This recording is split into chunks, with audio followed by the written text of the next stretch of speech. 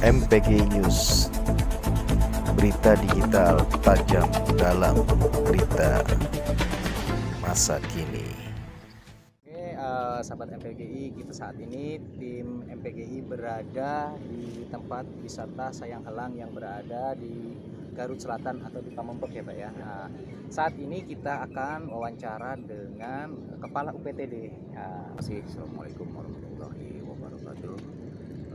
Pemirsa yang beriman, perkenalkan nama saya Ate Susanto, jabatan Kepala Unit Pelaksana Teknis Pariwisata Sayang Helang, Santolo dan Rancabuaya, Dinas Pariwisata, Dinas Kebudayaan dan Kabupaten Garut. Terima kasih kepada tim MPGI yang telah sudi meluangkan waktu datang ke objek wisata atau Sayang Helang di Pamengpeuk Kabupaten Garut, yang ada di Garut Selatan. Kita sedikit tadi saya sudah keliling melihat suasana pantai Sayang Helang, dan di sini juga ada disebut Jabar Juara Indonesia ini Pak. Dari arti Jabar Juara Indonesia itu seperti apa nih Pak? Baik, dulu saya pertama mengucapkan terima kasih banyak ya. Jadi pada tahun 2021 kemarin itu melalui provinsi, melalui Pak Gubernur, dikucurkan anggaran untuk objek wisata Sayang Helang kurang lebih 14,3 miliar ya. Dan dibangun di sini ada pedestrian, ada penghijauan, ada skybridge sebelah sana, kemudian ada simbol, ada ikon Garuda, kemudian ada paling nambah lagi ada 3 ikon. Itu memang semata-mata bahwa ada sebuah potensi yang tersembunyi yang saat ini memang belum tergarap oleh pemerintah. Tetapi setelah adanya sekarang pembangunan, pemerintah mencanangkan bahwa salah satu Jabar Juara itu indikatornya adalah dari pariwisata. Khusus untuk di Garut Selatan, kalau saya melihat potensi, kami di sini di Garut Selatan itu di Kabupaten Garut punya kurang lebih 80 km panjang pesisir pantai yang memiliki potensial untuk dikembangkan pariwisata. Nah, yang paling dominan saat ini adalah objek pantai Sayang Helang, kemudian pantai Santolo, pantai Rancabuaya. Objek-objek tersebut itu sudah masuk ke dalam peraturan daerah di Kabupaten Garut. Sejauh ini juga saya mendengar bahwa objek wisata Sayang Helang sudah masuk ke dalam prolegnas ya di tahun 2021. Itu artinya pemerintah pusat sudah melirik bahwa salah satu perkembangan daerah itu diantaranya bisa dibangun melalui objek pariwisata. Nah, di samping itu tentu banyak hal yang masih perlu dikembangkan, diantaranya adalah infrastruktur jalan, ya, penerangan jalan umum, kemudian pengelolaan sampah, pengelolaan pedagang, pengelolaan hotel-hotel dan sebagainya masih banyak. Tapi itu tidak mengurangi rasa kinerja kita untuk terus tetap bagaimana menyikapi supaya terjadi perkembangan pariwisata khususnya di Kabupaten Garut, umumnya di Jawa Barat dan secara nasional mungkin di Indonesia. Bahkan saya bermimpi nanti orang-orang luar negeri bisa berkunjunglah ke sini, mungkin bisa difasilitasi oleh MPGI. Sebenarnya kami ingin di sini itu ada semacam ikon yang lebih dari sekedar pariwisata. Karena sebenarnya yang saya rasakan pariwisata itu hanya sebagai jembatan. Tetapi di sini itu adalah outcome dari pariwisata itu adalah peningkatan ekonomi. Karena di sini ada perputaran ekonomi yang ketika orang melakukan kunjungan wisata ke Garut Selatan khususnya di Pantai Sayang Helang. Dan kalau kita lihat di sini di belakang kita, ya, ini Pantai Sayang Helang. Saat ini ombak lagi surut. Ini menjadi kolam alami yang bisa dipakai berenang, nanti malam bisa dipancing, cari ikan. Cari ikan di sini tidak butuh pakai bukan, tidak pakai, hanya cukup mengambil ikan yang terjebak berkarang-karang ketika air surut, gitu kan. Artinya kondisi gubuk pasir ya. Di sebelah sana, di sebelah timur kita masih punya potensi gubuk pasir, kemudian teletabis. Yang alhamdulillah kemarin DED-nya udah masuk di provinsi. Dan kemarin ada cerita kita kedatangan Kepala Dinas Pariwisata Kabupaten Garut, Pak Dr. Benny, ya. Beliau mensandingkan bahwa ada yang sama objek wisata Sayang Heulang dengan satu objek wisata di negara Swedia, di Denmark kalau tidak salah, di Denmark, persis sama. Hanya ada perbedaan gitu. Kalau di sana sudah bersih, kalau di sini masih perlu banyak pembenahan. Nah, saya berharap juga nanti ada dukungan dari pemerintah pusat melalui MPGI. Kita juga, saya sebagai UPT tetap juga melakukan koordinasi kepemimpinan, nanti pimpinan kepada Pak Bupati kepada Pak Gubernur, kemudian Pak Gubernur ke Presiden, ke Kementerian melalui Presiden. Kira seperti itu. Pak, kalau saat ini kan saya lihat ini wisatawan ini untuk ke Sayang Heulang ini kan banyak membawa anak-anak, Pak. Ya. Air laut itu mengalami pasang surut itu dalam 1 kali 24 jam itu 2 kali. Jadi kalau jam sekarang itu jam 4 nih surut, ya surut nanti itu bisa dipakai mandi. Nanti jam 7 malam dia pasang lagi. Nanti jam 11 malam dia surut. Nanti jam 2 malam dia pasang lagi. Nanti pagi surut lagi, terus begitu mekanisme alam. Nah, apabila misalnya ada kondisi air pasang, kebetulan objek wisata lagi ramai, maka kami sebagai UPT melarang untuk berenang, terutama kepada anak-anak. Tetapi kalau misalnya kepada kondisi ini, itu silahkan diperbolehkan karena kami juga punya pengawas yang namanya Balawista. Jadi Balawista itu adalah semacam penjaga pantai lah yang kebetulan sekarang dikaryakan di Dinas Pariwisata yang kemudian di bawah kewenangan unit pelaksana teknis pariwisata. Dan di sini juga ada rekan-rekan pengusaha kapal-kapal kecil ya untuk anak-anak, ban dan segala macam. Hanya sayang mungkin saat ini kondisi pengunjung agak sepi. Ada banyak hal faktor lah, mungkin kan masalah keuangan, masalah infrastruktur jalan yang belum memadai. Tapi biasanya kalau saya lihat statistik ya, objek wisata Sayang Heulang itu selalu banyak itu dari mulai hari Kamis, Jumat, Sabtu sampai hari Minggu. Itu ada peningkatan setiap minggu seperti itu. Nah, apalagi tahun kemarin itu di tahun 2022 itu sampai terkenal Lombok itu macet total gara-gara ada kunjungan wisata yang di luar dugaan.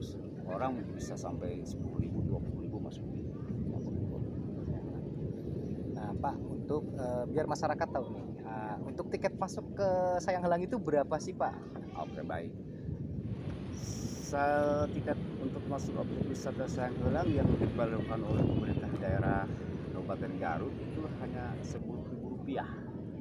Rp10.000 kita menyuguhkan dengan pemandangan yang saya kira rekan-rekan boleh lihatlah di tempat lain ada sih, tapi tidak seindah ini. Apalagi kalau malam hari indahnya akan bertambah karena ditambah dengan ada nanti warna-warni lampu, adanya nelayan-nelayan yang mengambil ikan di malam hari. Kemudian juga di sini lampu taman kalau udah malam kelihatan menyala semua. Apalagi kalau lihat dari atas itu di drone nampak sekali gitu kan keindahan itu juga. Jadi masuk objek wisata Sayang Heulang itu hanya Rp10.000. Artinya itu menurut saya sangat murah, betul. Karena dibanding dengan kemarin pembangunan yang Rp14 miliar itu. Nah, itulah pemirsa bahwa akan menyesal bila mana pemirsa belum pernah datang ke Sayang Heulang dengan tiket yang sangat-sangat luar biasa, sangat murah. Nah, Pak, seandainya ada wisatawan yang dari luar daerah Garut itu bisa berkunjung ini melalui jalur transportasi seperti apa nih, Pak? Oke, baik ya. Jadi hari ini transportasi itu sudah ada 3 rute ya. Kalau yang dari Garut, dari Bandung bisa ke Garut, dari Garut bisa langsung lewat tembus ke Pamengpeuk, atau dari Bandung atau dari Garut, dari Jakarta boleh ke Bandung lewat Sukabumi, nanti dari Sukabumi lewat Cianjur tembus ke Pamengpeuk, atau nanti dari Jakarta ke Bandung, Bandung lewat Tasik, Pangandaran, nanti tembus juga ke Pamengpeuk. Jadi sekarang jalur selatan sudah bisa dilewati dari mulai Sukabumi sampai ke Pangandaran. Itu yang menjadikan kemudahan akses.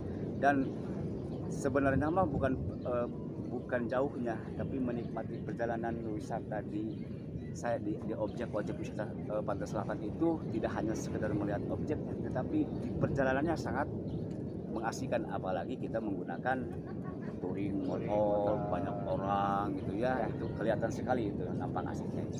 Nah Pak, misalnya masyarakat ingin menaiki transportasi umum nih Pak, ya saat ini kan saya lihat tadi di jalannya belum ada namanya tempat transit kendaraan untuk naik angkot umum nih Pak. Kan kadang-kadang ada juga wisatawan yang pakai kendaraan umum, Betul. pribadi, motor dan touring. Nah, bagaimana kalau wisatawan yang menaik transportasi bis umum tuh Pak? Oh iya, kalau yang naik bis umum itu biasanya dari Garut itu biasanya suka langsung diantar ke sini, ke di Sayang Gelangnya gitu ya. Karena memang kami juga tidak menutup mata, jalur sekarang umum itu agak berkurang sebab ada kebanyakan orang sudah memiliki mobil pribadi dan motor. Dan saya lihat juga dari 100% pengunjung itu yang menggunakan umum paling 1% lah. Semua rata-rata umumnya pakai motor. Ya kalau dari Jakarta ya pakai mobil. Nanti biasanya suka dilihat di Jumat, Sabtu, Minggu itu semua plat B itu banyak sekali gitu ya di sini. Nah untuk jalur umum itu ada sih, tapi tidak persentasenya tidak melebihi 1% lah gitu ya. Nah, fasilitas apa aja yang ada di Sayang Elang nih Pak? Apakah ada tempat penginapan untuk wisatawan yang jauh datang? Terus apa ciri khas makanan yang di sini? Oke, baik ya. Fasilitas yang kita miliki di Sayang Elang pertama diantaranya ini Pujasera nih. Ini Pujasera, Ya. Pujasera, tapi kita pakai untuk pengunjung menikmati suasana sore hari atau pagi hari menjelang sore hari menjelang malam gitu ya, nyantai di sini. Yang pertama, kemudian di sana juga ada fasilitas gazebo. Saat ini kita gratiskan, silahkan pakai gitu ya. Tetapi kepada pengunjung tolong untuk dijaga juga kebersihan. Kemudian kita juga di sana punya ikon yang namanya sayang elang lah, karena di sini kan sayang hilang. Sayang hilang itu kalau dalam bahasa Indonesia itu elang gitu kan. Jadi di sana, di sebelah sana kurang lebih ada 1,5 kilo nih ya, ada sayang elang yang besar 1, yang kecil itu 3 ya. Kemudian dari ujung sana kurang lebih 1 kilo dari barat itu kita punya tempat-tempat jual makanan, menu makanan seafood ya. Di sini kayak ikan kakap, udang, termasuk ada satu yang tidak dimiliki oleh daerah lain di dunia pun. Ada satu makanan kerang ya yang namanya mata lembu. Mohon maaf saya tidak bisa bawa contohnya ya, pada mendadak gitu ya.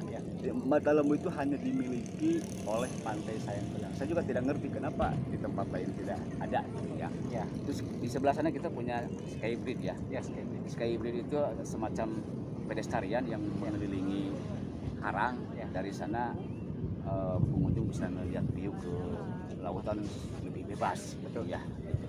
Di sana kita punya gor, punya fasilitas penginapan. Kalau mau menginap di sini, rekan-rekan pengunjung wisatawan yang dari Garut atau dari Bandung cukup hanya mengeluarkan uang 250.000 semalam bisa menikmati suasana malam penginapan. Kecuali mungkin ada kenaikan apabila jumlah pengunjung padat, kemudian penginapan sudah habis. Itu mah saya kira hukum ekonomi berlaku lah. Siap. Ada permintaan dan ada kebutuhan gitu kan. Itu fasilitas podcast itu. Oke, pemirsa, untuk penginapan itu 250 per malam, itu tergantung fleksibel dari waktu tempatnya. Tempatnya Atau hari weekend itu sangat berbeda ya. Nah, Oke, saya tambahan lagi ya, mungkin melalui MPGI. Jadi gini, pemerintah daerah melalui unit pelaksana teknis itu sebenarnya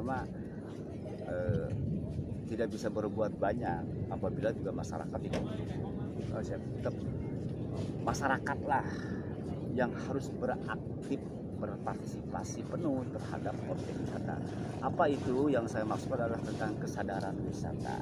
baik. Jadi kesadaran wisata itu banyak hal, diantaranya adalah tidak membuang sampah sembarangan, karena kita juga di sini sudah menyediakan tuh fasilitas-fasilitas untuk membuang sampah. Jadi kalau membuang sampah, tolong masukkan ke tempat yang disediakan, nanti petugas kami juga akan menyisir sampah, sehingga tetap kenyamanan, keamanan, kebersihan terjamin.